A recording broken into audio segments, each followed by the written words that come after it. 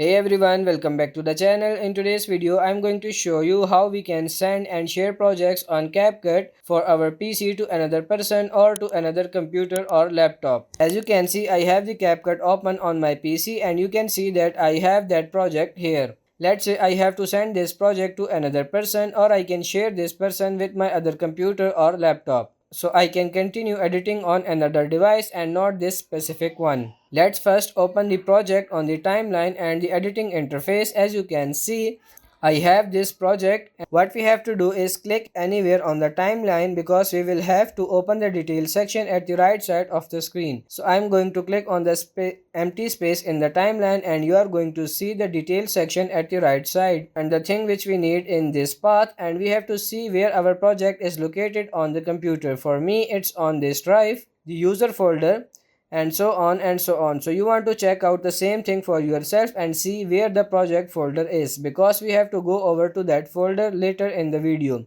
But the most important step that we have to do is click on this modify button right here, and that's going to open some project settings and you will see this imported media option. Mine is set to stay in original location. This is enabled by default, and that means that all of the videos, photos and audio files which you edit will stay in the original place on the computer. And that's a good thing because it will use less storage space on the computer and it will take less memory for you. But if we send this project with this enabled, the media won't be sent to another person and we don't want that. But if you want to send this specific project and share it with another person, we will have to select this copy media to project and then tap on the save option. After this copy media to project is enabled, we want to open the project location, and we saw that at the beginning of the video under the details section. So as you can see, this is my project folder and I just need to upload this folder to Google Drive. I can send it via email, through Telegram, WhatsApp or any other platform which you use.